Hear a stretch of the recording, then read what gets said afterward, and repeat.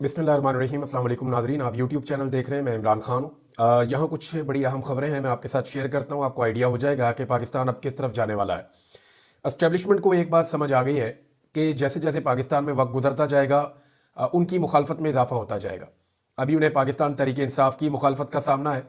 कुछ हद तक फजल रहमान साहब मुखालफत करते हैं, कुछ लोग ढके छुपे अंदाज में मुखालफत करते हैं, और बहुत सारी इलाकाई जमातें, बहुत सारे ग्रुप्स जो हैं वो एस्टेब्लिशमेंट को पाकिस्तान के मसाइल के लिए जिम्मेदार समझते हैं। हमने गुज़िश्ता दिनों एक सर्वे करवाया था जिसमें यह सवाल रखा था कि आप पाकिस्तान के मौजूदा हालात के लिए किसको जिम्मेदार समझते हैं, सियासतदानों को या एस्टेब्लिशमेंट को। हैरान कुन तौर पे आज से 2-3 साल पहले तक जो एस्टेब्लिशमेंट अवाम में खासी पॉपुलर थी उसके खिलाफ 95% वोट आए, और सिर्फ 5% लोग सियासतदानों को मौजूदा पाकिस्तानी हालात के लिए जिम्मेदार समझते हैं। हालांकि सियासतदानों में नवाज शरीफ हैं, इमरान खान हैं, जरदारी हैं, मरियम हैं, बिलावल हैं, शहबाज शरीफ हैं, मौलाना फजल रहमान हैं, एमक्यूएम के लोग हैं। तो सियासतदानों से लोग बहुत नफरत करते हैं, लेकिन फिर भी 5% सियासतदानों को जिम्मेदार समझा जाता है पाकिस्तान में, और 95% जो मैंने एक्स के ऊपर एक सर्वे करवाया उसके मुताबिक लोग एस्टेब्लिशमेंट को पाकिस्तान के मौजूदा हालात के लिए जिम्मेदार समझते हैं। इन चीज़ों को देखते हुए मौजूदा हुकूमत, क्योंकि कठपुतली हुकूमत है और ये जाली फार्म 47 के तहत लाकर बिठाई गई है, तो एस्टेब्लिशमेंट इनसे कोई भी कानून पास करवा सकती है। ये सहूलत एस्टेब्लिशमेंट को महदूद मुद्दत के लिए मुयसर है, और वो ऐसे कानून अब बना रही है ताकि मुस्तकबिल में तमाम लोगों को कंट्रोल किया जा सके। फर्ज करें कल को मुल्क में इमरजेंसी लग जाती है, या कोई कौमी हुकूमत बना दी जाती है, या कोई टेक्नोक्रेट हुकूमत लाई जाती है, या कोई और हुकूमत मिली जुली सरकार लाई जाती है, तो ये जो कवानीन अब बनवाए जा रहे हैं इनके ऊपर फिर कोई उंगली नहीं उठा सकेगा। सवाए पाकिस्तान तहरीक इंसाफ के कोई कुछ नहीं कह सकेगा इन कवानीन के हवाले से।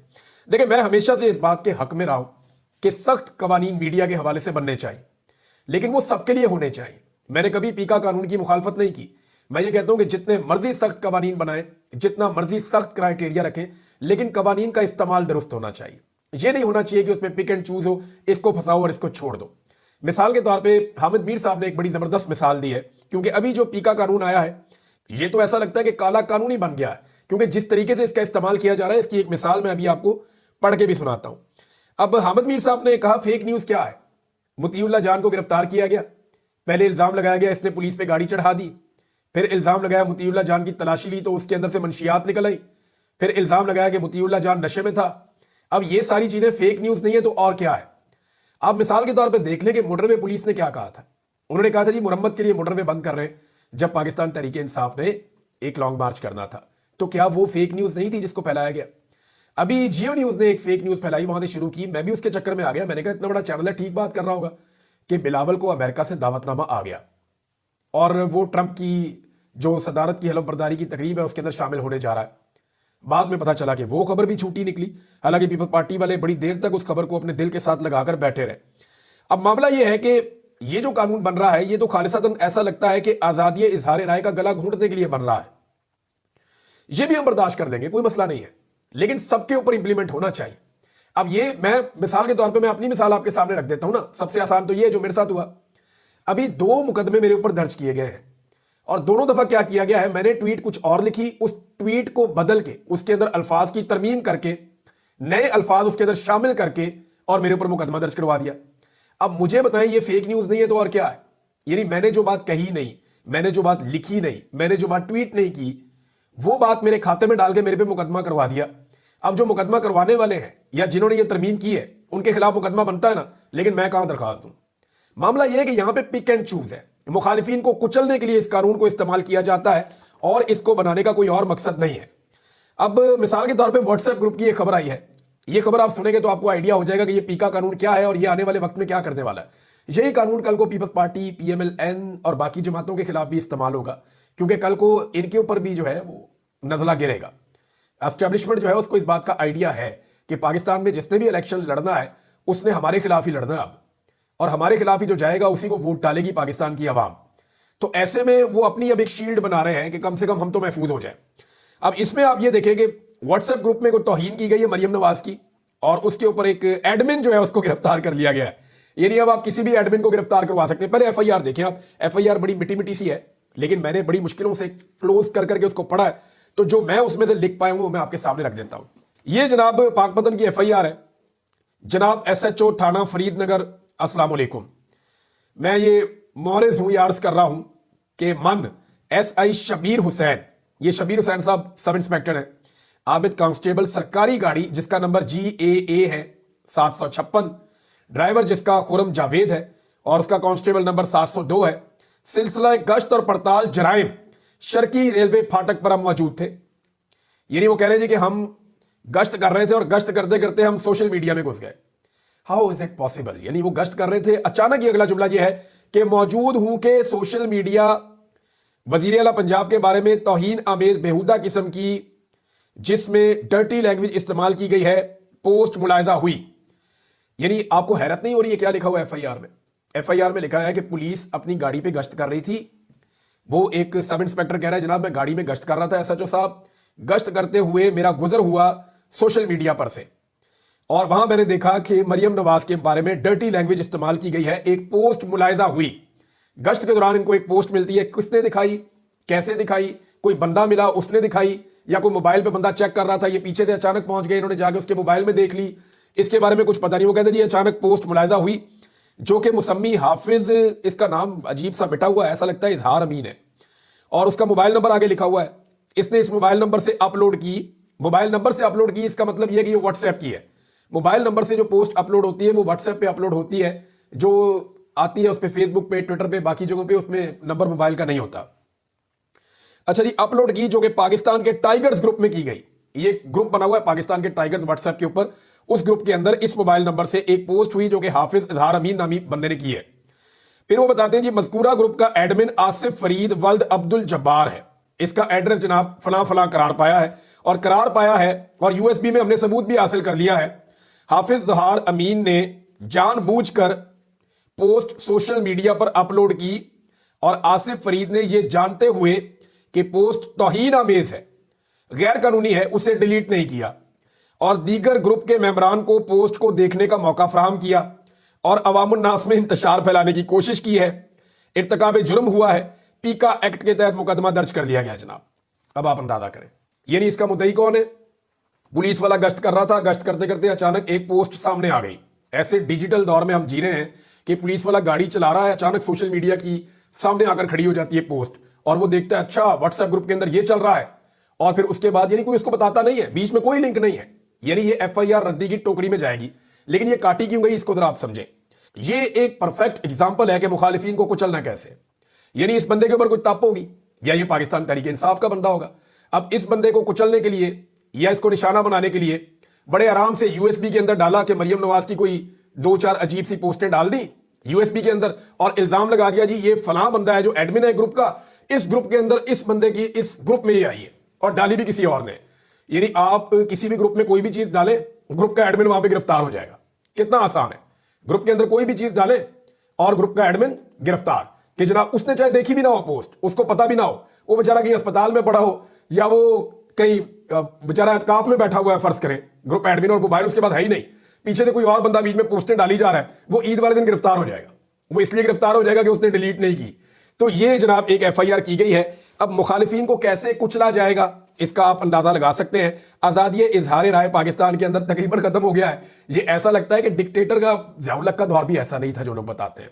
परवेज मुशर्रफ के दौर में इतनी सख्ती नहीं थी और मीडिया के ऊपर इतनी पाबंदियां नहीं थी, बल्कि मीडिया परवेज मुशर्रफ के दौर में आजाद हुआ था। और इस दौर के अंदर तो मीडिया को तबाह बर्बाद कर दिया है और ये सारा काम एस्टेब्लिशमेंट ले रही है अपनी अर्दली हुकूमत से, और अर्दली हुकूमत वो काम करती चली जा रही है, करती चली जा रही है। इनको पता भी नहीं चलेगा कल को यही डंडा इनके सर पे पड़ेगा। और आप अंदाजा करें इनकी सोच का कि मरियम नवाज के एक नून लीगी MPA है और ये खातून है जिससे टिकटॉकर वजीर आला हाथ मिलाना भी पसंद नहीं करती, मैंने कुछ वीडियोस देखी हैं। अब ये कहती है जी नहीं मैदर पंजूथा, वो एक लड़ाई होगी उनकी नून लीगी बंदे के साथ, हाथापाई तक मामला नहीं जाना चाहिए और ना ही किसी को किसी की भी निजी जिंदगी में जाना चाहिए। ना नून लीग को ऐसा काम करना चाहिए, ना PTI को ऐसा काम करना चाहिए, निजी जिंदगी में तो बिल्कुल नहीं जाना चाहिए। आप मेरा सारा करियर उठाकर देख लें, मैंने कभी किसी की निजी जिंदगी के ऊपर अटैक नहीं किया, मेरे सारे वीलॉग उठा के आप देख लें। अच्छा, अब इसमें हुआ यह है कि नईम हैदर पंजूथा साहब को वो कह रही है कि इंतजार पंजूथा की तरफ गायब कर दो ताकि ये ठीक हो जाए। यानी आप अंदाजा करें इनकी घटिया और गंदी सोच का। यानी ये गलाजत का ढेर नहीं है इनके दिमाग में तो और क्या है। जबरी गुमशुदगी को कोई शख्स ऐसे जस्टिफाई कर सकता है? यानी इस बात को ये जस्टिफाई कर रहे हैं कि ये इस पॉलिसी का हिस्सा है कि इंसानों को जबरी तौर पे लापता किया जाए, उनके साथ जुल्म और जबर किया जाए। इंतजार पंजूथा जिन हालात से गुजरे वो कहते जी नहीं पंजूथा को भी उन हालात से गुजारो। इन्हें आइडिया नहीं है कि कल को ये हालात अगर आपके साथ होंगे तो हम आपके लिए भी आवाज उठाएंगे। जुल्म और बर्बरियत के साथ ये लोग खड़े हैं आज। इनको इक्तदार के नशे में बिल्कुल भूल गया है कि इंसानी हुकूक भी कोई चीज होती है। तो नाज़रीन, सिंपल बात यह है कि अगर पाकिस्तान की जो गवर्नमेंट है या एस्टेब्लिशमेंट है, ये अमरीकियों की मिन्नतें और तरले करने की बजाय या उनसे जाकर भीख मांगने की बजाय ये जेल में चले जाएं और जाकर इमरान खान साहब से गुजारिश कर लें कि साड़ी बस हो गई है, तो इमरान खान साहब इनको ज्यादा बेहतर वे फॉरवर्ड बता देंगे और इमरान खान साहब इनको ज्यादा बेहतर रास्ता दे देंगे इस सारे क्राइसिस से निकलने के लिए। लेकिन आप कुछ भी कहें कि ये लोग पाकिस्तानी तो है ना, इमरान खान पाकिस्तानी है, इमरान खान मुहिब वतन आदमी है, ये सब जानते हैं। वरना बड़ा आसान था उसके लिए, उसको डील कई दफा ऑफर हुई, वो छोड़ के चला जाता पाकिस्तान। वो पाकिस्तान की खातिर पाकिस्तान को छोड़कर नहीं जा रहा। वो कहता मेरा घर है, मैं छोड़कर नहीं जाऊंगा। इमरान खान के पास जाओ, इमरान खान से मांगो, वो आपको दे भी देगा और आपको शर्मिंदा भी नहीं करेगा। लेकिन अगर आप अमेरिकन से मांगोगे, गैर मुल्कियों से मांगोगे, गैरों से मांगोगे, तो वो आपके साथ सौदा करेंगे। वो देखेंगे इस सौदे में उनको क्या फायदा होता है और उनके फायदे में पाकिस्तान का फायदा नहीं होगा। हम जानते हैं कि इस खित्ते में उनके मफादात किसके साथ हैं और कितने ज्यादा हैं, और उन मफादात के लिए पाकिस्तान को क्या नुकसान उठाना पड़ सकता है या क्या कीमत चुकानी पड़ सकती है। लिहाजा इमरान खान के पास जाए जेल में, उसमें सबकी इज्जत भी रह जाएगी और पाकिस्तान की भलाई भी होगी। लेकिन अगर यही जिद करनी है कि हमने अमरीकियों के आगे, मगरब के आगे घुटने टेक देने हैं और उनकी हर बात मान लेनी है, लेकिन इमरान खान के साथ बात नहीं करनी, तो याद रखें अपने अवाम के सामने सरेंडर करेंगे तो अवाम आपको इज्जत देंगे।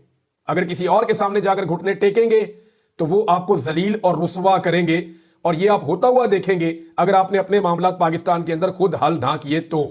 मुझे तो नाज़रीन ये जो कानून जिस तरह के बन रहे हैं ना पाकिस्तान में, इनको देखकर ना एक दौर याद आता है डिक्टेटर्स का।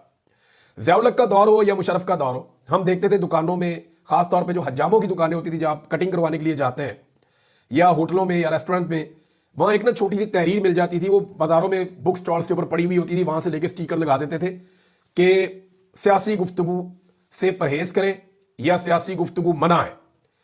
यानी डिक्टेटर्स के दौर में सियासी गुफ्तगू मना होती थी, अब आप सियासी गुफ्तगू कर ही नहीं सकते। वो भी व्हाट्सएप के अंदर लोगों की प्राइवेट चैट होती है, एक ग्रुप के अंदर 10 लोग हैं, 20 लोग हैं, वो जो मर्जी चैट करें, वो आपस में बात कर रहे हैं।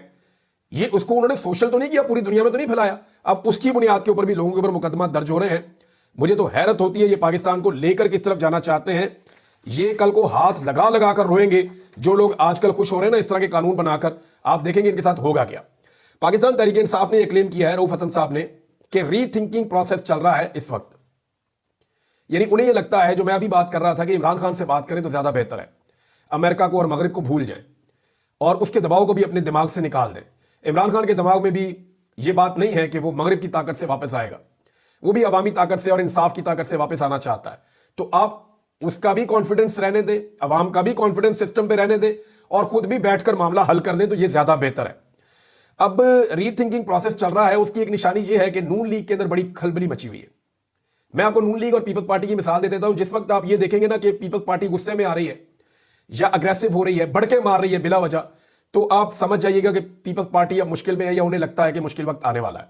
पीपल्स पार्टी जैसे ही मुश्किल में आने लगती है तो ये भड़के मारना शुरू कर देते हैं। अच्छा, नून लीग जैसे ही मुश्किल में आने लगती है ना तो ये गलतियां शुरू कर देते हैं। ये घबराहट में जैसे ही आते हैं तो गलतियां शुरू कर देते हैं। और पाकिस्तान की एस्टेब्लिशमेंट कभी भी मुश्किल में नहीं आती, वो दूसरों को मुश्किल में डाल देती है। तो ये मुश्किल भी बेचारे सियासतदानों पे पड़ जाएगी। एस्टेब्लिशमेंट इस मरतबा भी अपने आप को बचाने की पूरी कोशिश करेगी। नाज़रीन, 26वीं आईनी तरमीम का मामला जो है वो इस वक्त सुप्रीम कोर्ट ऑफ पाकिस्तान में है, लेकिन आईनी बेंच के सामने इस मामले को जब लगाया गया तो उस पर बहुत सारे तहफुजात हैं। अब अगर ये मामला उन्हीं जजेस ने सुनना है जो इसके बेनिफिशरी हैं, तो फिर तो इंसाफ नहीं होगा। और पाकिस्तान तहरीक इंसाफ या जितने भी दरखास्त गुजार हैं, मुझे लगता है वो पहली ही पेशी के ऊपर एतराज उठाएंगे कि इस मामले को फुल कोर्ट में भेजा जाए।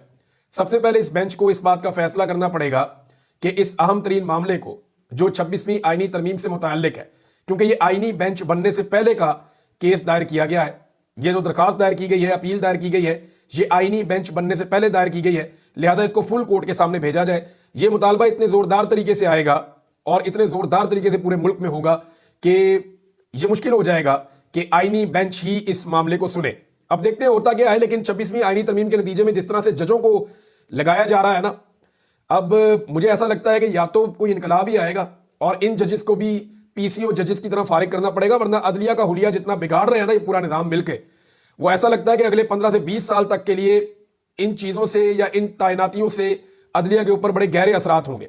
अब सिंध हाई कोर्ट के अंदर और इस्लामाबाद हाई कोर्ट के अंदर जो जजेस लगाए गए हैं उनके ऊपर सवालात उठ रहे हैं। अब पीपल्स पार्टी की तरफ से एक जज ने इलेक्शन लड़ा हुआ है सिंध में जो लगाए गए हैं, ये उमर दराज गोंदर साहब खबर दे रहे थे। उन्होंने ये भी बताया कि एक मुस्लिम लीग नून के रहनुमा है, उनका बेटा भी एक जो है वो जज लगा दिया गया है सिंध हाई कोर्ट में। अब इस तरह जो जजेस लगेंगे जिनकी शोहरत के बारे से या उनकी जानिबदारी के बारे में पहले से मार्केट में खबरें मौजूद हैं, या जो वकला तंजीमें हैं या जो सहाफ़ी हैं वो इस बारे में जानते हैं, तो फिर इंसाफ के इम्कानात जो हैं उनके ऊपर सवालात उठेंगे। नाज़रीन, आज़म सवाती साहब के हवाले से खबर है, इसमें एक जो स्टेटमेंट है वो आमिर डोगर साहब ने दिया। आमिर डोगर साहब ने कहा कि मेरी रावलपिंडी की खुसूसी अदालत में आज़म सवाती साहब से मुलाकात हुई और मैंने वहां इंतहाई दर्दनाक मंजर देखे हैं। जो हमारे कारकुनों के साथ हो रहा है ऐसा जंगी कैदियों के साथ भी नहीं किया जाता। आज़म सवाती साहब जो है वो कई महीनों से जेल में कैद है, उनका भी थोड़े दिनों में दोबारा केस लगने वाला है। पाकिस्तान तहरीक इंसाफ के रहनुमा वहां पे ज़्यादा जाते भी नहीं हैं उनको सपोर्ट करने के लिए, हालांकि वो एक बुजुर्ग रहनुमा है, उन्होंने इस उम्र के अंदर बहुत कुर्बानी दी है। लेकिन आज़म सवाती साहब के साथ हुआ क्या, ये आज़म सवाती साहब भी अच्छी तरह जानते हैं और इमरान खान साहब भी अच्छी तरह जानते हैं। वक्त आने पर ये सारी चीज़ें खुल जाएंगी। मैं सिर्फ इतना आपको कह दूँ आज़म सवाती साहब के बारे में कि अपने ही गिराते हैं नशे मन पे बिजलियां। ये बात अगर किसी पे आज की तारीख में सच्ची और सही साबित हो रही है तो वो जनाब आज़म सवाती साहब हैं। मुस्लिम लीग नून के सहाफ़ियों या बाकी लोगों को भी अब ये मानना शुरू हो गए हैं रफ्ता रफ्ता कि ये जो कुछ भी हुआ है अलकादर यूनिवर्सिटी केस में, ये केस अब हाई कोर्ट के अंदर टिकेगा नहीं। सारा का सारा इन्हिसार इस बात पे है कि मलिक रियाज की गवाही आ जाए। मलिक रियाज ने बिल्कुल कैटेगोरिकली कह दिया है कि वो किसी किस्म की गवाही नहीं देंगे। अब पाकिस्तान में पहली मरतबा रियासत ने मलिक रियाज के ऊपर अटैक किया है। मेरे चंद सवालात हैं कि मलिक रियाज करप्ट है, बेईमान है, इसके बारे में रियासत को अभी पता चला जब उसने इमरान खान के खिलाफ गवाही नहीं दी। जब मलिक रियाज ने जरदारी के खिलाफ गवाही देने से इनकार किया तब रियासत को नहीं पता चला। जब मलिक रियाज ने नवाज शरीफ के खिलाफ और बाकी लोगों के खिलाफ गवाही देने से इनकार किया रियासत को तब पता नहीं चला। जब मलिक रियाज के पास से रिटायर्ड जर्नैल नौकरियां करने जाते थे, रिटायर्ड ब्यूरोक्रेट नौकरियां करने जाते थे, तब रियासत को पता नहीं चला। जब मलिक रियाज कई मिनट के इश्तिहारात टीवी चैनल्स को दे रहा था तब रियासत को पता नहीं चला।